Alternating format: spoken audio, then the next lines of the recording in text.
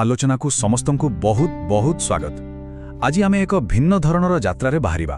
ଏକ ଏମିତି ଯାତ୍ରା ଯାହା ସିଧା ମହାଜାଗୃତିକ ସ୍ତରରୁ ଆରମ୍ଭ ହୋଇ ଏକଦମ ବ୍ୟକ୍ତିଗତ ଏବଂ ମାନବୀୟ ଅନୁଭୂତିରେ ପହଞ୍ଚିବ। ତେଣୁ ବିଳମ୍ବ ନ କରି ଚାଲନ୍ତୁ ସିଧା ବିଷୟବସ୍ତୁ ଭିତରକୁ ଯିବା। ମନରେ ଗୋଟିଏ ବହୁତ ବଡ଼ ପ୍ରଶ୍ନ ନିଶ୍ଚୟ ଆସୁଥିବ, କିପରି ଏକ ପ୍ରାଚୀନ ଦାରୁ ଦେବତା ବିଶ୍ୱର ବିଭିନ୍ନ ଧର୍ମର ଆଦର୍ଶକୁ, ପରିବେଶ ସଂରକ୍ଷଣର ପ୍ରଣାଳୀକୁ ଏବଂ ଆଧୁନିକ ଯୁଗର ଚମତ୍କାରିତାକୁ ଏକାଠି ଗୋଟିଏ ସୂତ୍ରରେ ବାନ୍ଧି ପାରନ୍ତି। ଆଜିର ଏହି ଆଲୋଚନାରେ ଆମେ ପ୍ରାଚୀନ ଦର୍ଶନ ଏବଂ ବାସ୍ତବ ଜୀବନର ଅଦ୍ଭୁତ ଘଟଣାଗୁଡ଼ିକ ଭିତରେ ଥିବା ସେହି ସେତୁକୁ ହିଁ ଆବିଷ୍କାର କରିବାକୁ ଯାଉଛୁ। ଠିକ୍ ଅଛି, ଆସନ୍ତୁ ଏହାକୁ ଟିକେ ଗଭୀର ଭାବରେ ଦେଖିବା। ଫୁଲରେ ଖୁବ୍ ସୁନ୍ଦର ଭାବରେ ସଜ୍ଜିତ ହୋଇଥିବା ପ୍ରଭୁ ଜଗନ୍ନାଥ, ଦେବୀ ସୁଭଦ୍ରା ଏବଂ ପ୍ରଭୁ ବଳଭଦ୍ରଙ୍କ ଏହି ଅପୂର୍ବ ରୂପ କେବଳ ଏକ ଧାର୍ମିକ ପ୍ରତୀକ ନୁହେଁ, ଏହା ହେଉଛି ଏକ ବିଶାଳ ସାଂସ୍କୃତିକ ଭିତ୍ତିଭୂମି ଯାହା ଉପରେ ଆଜିର ଆମର ସମ୍ପୂର୍ଣ୍ଣ ଆଲୋଚନା ଆଧାରିତ। ପ୍ରଥମ ଭାଗ ଏକ ମହାଜାଗତିକ ସମନ୍ୱୟ ଏବଂ ବିଶ୍ୱ ଧର୍ମଗୁଡ଼ିକର ମିଳନ। ଏହି ଜଗନ୍ନାଥ ଚେତନା ବାସ୍ତବରେ କ'ଣ? ଏହା କେବଳ କୌଣସି ନିର୍ଦ୍ଦିଷ୍ଟ ପୂଜା ପଦ୍ଧତି ନୁହେଁ, ଏହା ଏକ ସମ୍ପୂର୍ଣ୍ଣ ଜୀବନ୍ତ ଦର୍ଶନ। ଏହା ବିଭିନ୍ନ ଓ ଏପରିକି ସମ୍ପୂର୍ଣ୍ଣ ବିପରୀତ ମତବାଦକୁ ଏକାଠି କରି ବିଶ୍ୱ ଭ୍ରାତୃଭାବ, ଗଣତନ୍ତ୍ର ଏବଂ ଧାର୍ମିକ ସହିଷ୍ଣୁତାର ବାର୍ତ୍ତା ଦେଇଥାଏ। ସହଜ କଥାରେ କହିଲେ, ସଂକୀର୍ଣ୍ଣ ମନୋଭାବରେ ମାନବୀୟ ଚେଷ୍ଟାର ଏହା ଏକ ଚୂଡ଼ାନ୍ତ ବିଜୟ।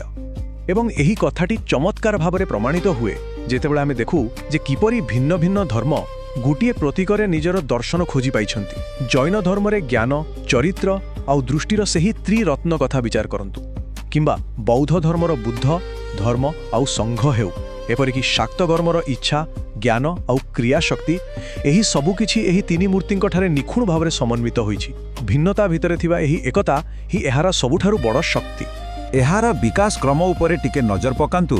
କଳ୍ପନା କରନ୍ତୁ, ଏକ ସ୍ଥାନୀୟ ଶବର ସମ୍ପ୍ରଦାୟରୁ ଆରମ୍ଭ ହୋଇଥିବା ଏକ ପ୍ରାଚୀନ ଦାରୁ ଦେବତାଙ୍କର ପରମ୍ପରା କିପରି ସମୟକ୍ରମେ ସମଗ୍ର ବିଶ୍ୱ ପାଇଁ ମହାଜାଗତିକ ଶାନ୍ତି ଏବଂ ପରମ ସତ୍ତାର ଏକ ସର୍ବଜନୀନ ପ୍ରତୀକରେ ପରିଣତ ହୋଇପାରିଲା।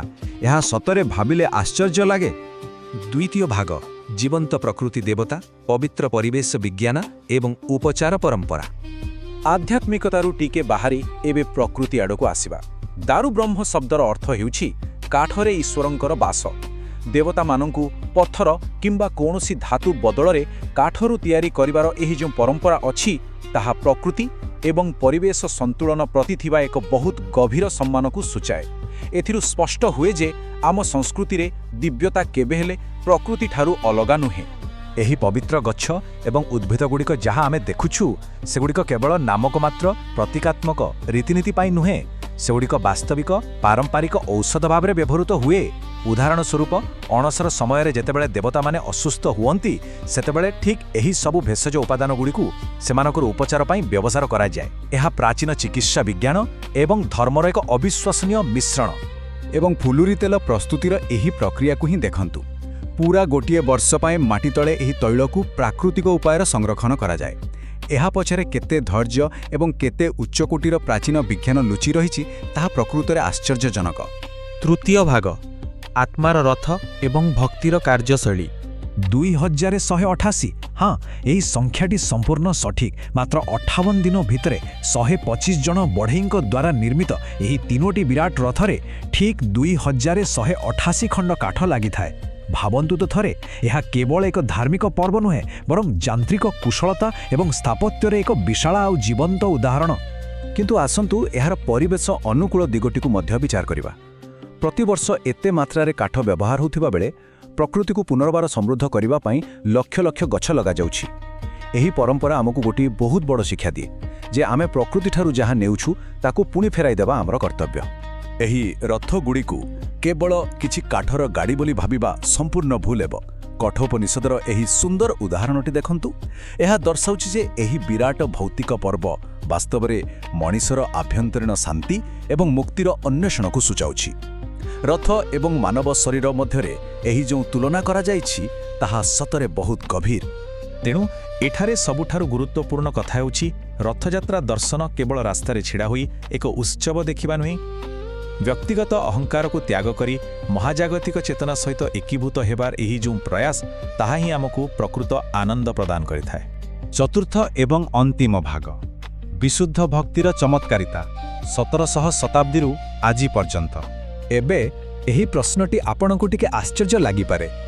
ଶହ ଶହ ବର୍ଷ ତଳର ଜଣେ କବିଙ୍କର କାହାଣୀ ଏବଂ ଆଜିର ଦିନରେ ଏକ ଆଧୁନିକ ରାଜପଥରେ ଘଟିଥିବା ଏକ ଅବିଶ୍ୱାସନୀୟ ଘଟଣା, ଏ ଦୁଇଟି ମଧ୍ୟରେ କ'ଣ ସମ୍ପର୍କ ହୋଇପାରେ? ଚାଲନ୍ତୁ ଏହି ଆକର୍ଷଣୀୟ ରହସ୍ୟକୁ ଖୋଜିବା। ପ୍ରଥମେ ଭକ୍ତ ସାଲୋବେଗଙ୍କର ଏହି ଐତିହାସିକ କାହାଣୀକୁ ଦେଖନ୍ତୁ।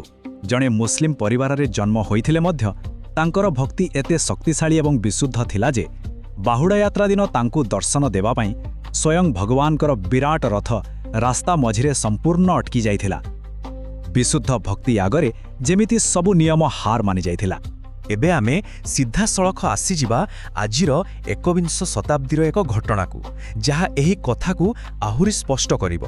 ଗାୟତ୍ରୀ ନାମକ ଜଣେ ମହିଳା ନିଜର ଜଣେ ଗର୍ଭବତୀ ପଡ଼ୋଶୀଙ୍କ ପାଇଁ ଶ୍ରୀମନ୍ଦିରରୁ ମହାପ୍ରସାଦ ଆଣିବାର ଏକ ପବିତ୍ର ସଂକଳ୍ପ ନେଇ ପୁରୀ ଯାଇଥିଲେ।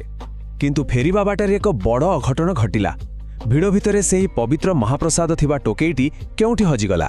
ଜଣେ ଗର୍ଭବତୀ ମା ପାଇଁ ନେଇଥିବା ପ୍ରତିଶ୍ରୁତି ଅଧୁରା ରହିଯିବାର ସେହି ଅପରାଧ ବୋଧ ଏବଂ ଭଗବାନଙ୍କର ଆଶୀର୍ବାଦ ହରାଇବାର ଦୁଃଖରେ ସେ ବସ୍ ଷ୍ଟାଣ୍ଡରେ ସମ୍ପୂର୍ଣ୍ଣ ଭାଙ୍ଗି ପଡ଼ି କାନ୍ଦିବାକୁ ଲାଗିଲେ। ତାପରେ ସେମାନେ ଏକ କ୍ଷୀଣ ଆଶା ନେଇ ତୁରନ୍ତ ଅନ୍ୟ ଏକ ବସ୍ରେ ଚଢ଼ିଲେ ଆଉ ଅନ୍ଧାର ରାତିରେ ହାଇୱେ ଉପରେ ଆଗ ବସ୍କୁ ପିଛା କରିବା ଆରମ୍ଭ କଲେ। ଏକଦମ ସିନେମା ଭଳି ଦୃଶ୍ୟ। ହୃଦୟରେ ଥିଲା କେବଳ ଗୋଟିଏ ବିଶୁଦ୍ଧ ପ୍ରାର୍ଥନା, କ୍ଷମା ଏବଂ ସାହାଯ୍ୟ। ଆଉ ତାପରେ ଘଟିଲା ସେହି ଚମତ୍କାର। ରାତିର ଅନ୍ଧକାରରେ ଦୁଇଟି ବିଶାଳ ବସ୍ ଏକଦମ ପାଖାପାଖି ସମାନ ଗତିରେ ଚାଲିଲେ। ସେହି ଗହଳି ବସ୍ର ଶେଷ ସିଟ୍ ତଳୁ ମହାପ୍ରସାଦର ଟୋକେଇଟି ସମ୍ପୂର୍ଣ୍ଣ ସୁରକ୍ଷିତ ଅବସ୍ଥାରେ ମିଳିଲା ଏବଂ ଦୁଇଟି ଚଳନ୍ତା ବସ୍ ମଧ୍ୟରେ ଝରକା ଦେଇ ତାହା ହସ୍ତାନ୍ତର କରାଗଲା। ସତରେ ଯେପରି ସାରା ବ୍ରହ୍ମାଣ୍ଡ ଏକାଠି ହୋଇ ଏକ ସାଧାରଣ ଭକ୍ତର ଡାକ ଶୁଣିଥିଲା। ଏହି ଗୋଟିଏ ବାକ୍ୟ ଆମ ସମ୍ପୂର୍ଣ୍ଣ ଆଲୋଚନାର ସାରାଂଶ କହିଲେ ଭୁଲ ହେବ ନାହିଁ। ସପ୍ତଦଶ ଶତାବ୍ଦୀର ସାଲୋବେଗଙ୍କ ପାଇଁ ରଥ ଅଟକିବା ହେଉ କିମ୍ବା ଆଜିର ଦିନରେ ଏହି ଆଧୁନିକ ରାଜପଥରେ ଚଳନ୍ତା ବସ୍ରେ ଘଟିଥିବା ଘଟଣା, ଏହା ସ୍ପଷ୍ଟ ପ୍ରମାଣ କରେ ଯେ ବିଶାଳ ମହାଜାଗତିକ ଚେତନା ଏବଂ ଆମର ବ୍ୟକ୍ତିଗତ ଭାବାବେଗ ମଧ୍ୟରେ ଏକ ବହୁତ ନିବିଡ଼ ସମ୍ପର୍କ ରହିଛି। ଏହିସବୁ ଦେଖିବା ପରେ ମନରେ ଶେଷରେ ଗୋଟିଏ ବହୁତ ବଡ଼ ପ୍ରଶ୍ନ ଉଠେ। ଯଦି ଏକ ପ୍ରାଚୀନ ଦର୍ଶନ ବିଶ୍ୱର ଭିନ୍ନ ଭିନ୍ନ ବିଶ୍ୱାସକୁ ଏକାଠି ବାନ୍ଧି ରଖିପାରେ, ପ୍ରକୃତି ମାଧ୍ୟମରେ ଆରୋଗ୍ୟ ପ୍ରଦାନ କରିପାରେ ଏବଂ ଏକାନ୍ତ ମୁହୂର୍ତ୍ତରେ ମଣିଷର ଏକ ଛୋଟ ପ୍ରାର୍ଥନା ମଧ୍ୟ ଶୁଣିପାରେ, ତେବେ ଆମ ନିଜ ଭିତରେ ଥିବା ଚେତନାରେ ଆହୁରି କେତେ କ'ଣ ଅଜଣା ରହସ୍ୟ ଆବିଷ୍କାର କରିବାକୁ ବାକି ଅଛି। ଏହି ଏକ ଗଭୀର ଚିନ୍ତାଧାରା ସହିତ ଆମେ ଆଜିର ଏହି ବିଶ୍ଳେଷଣକୁ ଏଠାରେ ସମାପ୍ତ କରୁଛୁ। ବହୁତ ବହୁତ ଧନ୍ୟବାଦ।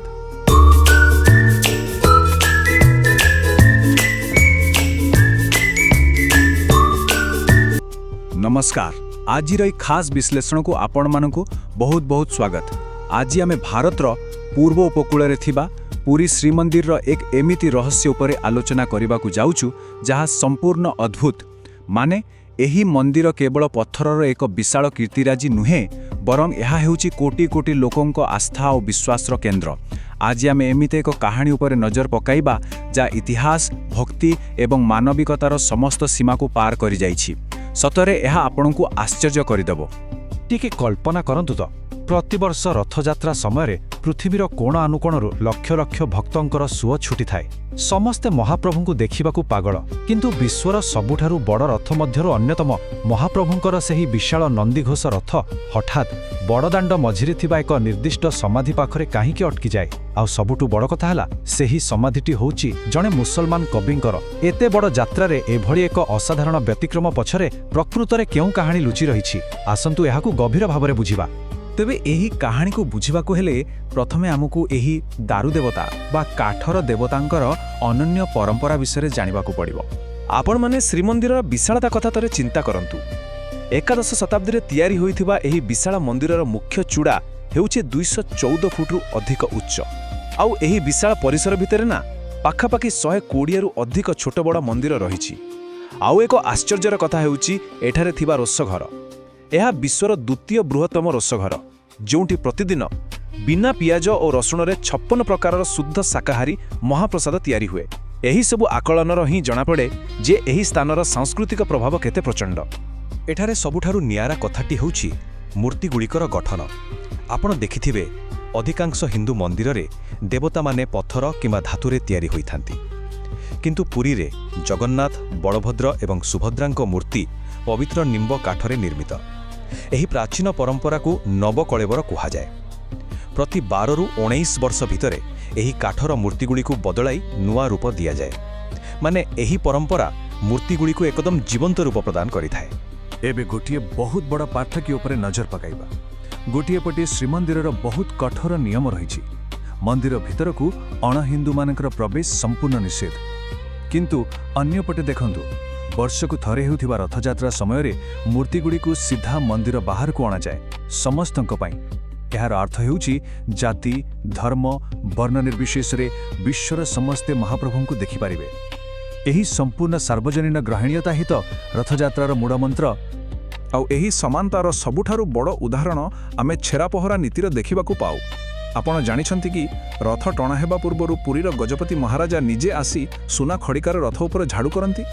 ଭାବନ୍ତୁ ତ, ଗୋଟିଏ ରାଜ୍ୟର ସବୁଠାରୁ କ୍ଷମତାଶାଳୀ ବ୍ୟକ୍ତି ଜଣେ ସାଧାରଣ ସେବକ ପରି କାର୍ଯ୍ୟ କରୁଛନ୍ତି। ଏହାର ବାର୍ତ୍ତା ଏକଦମ କ୍ଲିୟର। ଭଗବାନଙ୍କ ଆଗରେ ସମସ୍ତେ ସମାନ, ସେ ରାଜା ହୁଅନ୍ତୁ କି ସାଧାରଣ ପ୍ରଜା, କୌଣସି ପ୍ରଭେଦ ନାହିଁ। ଠିକ୍ ଅଛି, ଏବେ ଆସନ୍ତୁ ଆମର ଦ୍ୱିତୀୟ ବିଭାଗକୁ ଯିବା। ଏଠାରେ ଆମେ ସେହି ମହାନ ଭକ୍ତ ସାଲବେଗଙ୍କ ବିଷୟରେ ଜାଣିବା, ଯାହାଙ୍କ ପାଇଁ ରଥ ଅଟକି ଯାଇଥିଲା। ଆସନ୍ତୁ ଟିକେ ଇତିହାସକୁ ଫେରିବା। 1607 ମସିହାରେ ସାଲବେଗ ଜଣେ ମୋଗଲ ସୁବେଦାର ଏବଂ ଜଣେ ହିନ୍ଦୁ ବ୍ରାହ୍ମଣୀ ମାତାଙ୍କ ଘରେ ଜନ୍ମଗ୍ରହଣ କରିଥିଲେ। ଯୁବକ ଅବସ୍ଥାରେ ସେ ଏକ ଯୁଦ୍ଧରେ ଖୁବ୍ ଗୁରୁତର ଆହତ ହୋଇଥିଲେ। ମାନେ ଅବସ୍ଥା ଏମିତି ଥିଲା ଯେ ସେ ମୃତ୍ୟୁ ଶଯ୍ୟାରେ ଥିଲେ। ସେତେବେଳେ ମାଙ୍କ ଉପଦେଶ ମାନି ସେ ଶ୍ରୀକୃଷ୍ଣ ବା ଜଗନ୍ନାଥଙ୍କୁ ପ୍ରାର୍ଥନା କରିଥିଲେ। ଆଉ ଆଶ୍ଚର୍ଯ୍ୟଜନକ ଭାବେ ସେ ସମ୍ପୂର୍ଣ୍ଣ ସୁସ୍ଥ ହୋଇଗଲେ। ଏହି ଘଟଣା ପରେ ସେ ଭକ୍ତି ମାର୍ଗରେ ବାହାରି ପୁରୀ ଆସିଲେ। କିନ୍ତୁ ଦୁଃଖର କଥା, ତାଙ୍କୁ ମନ୍ଦିରରେ ପ୍ରବେଶ ମିଳିଲା ନାହିଁ ଏବଂ ଶେଷରେ ସେ ବୃନ୍ଦାବନ ଚାଲିଗଲେ। ଭାବନ୍ତୁ ତ, ତାଙ୍କ ମନରେ କେତେ କଷ୍ଟ ହୋଇନଥିବ।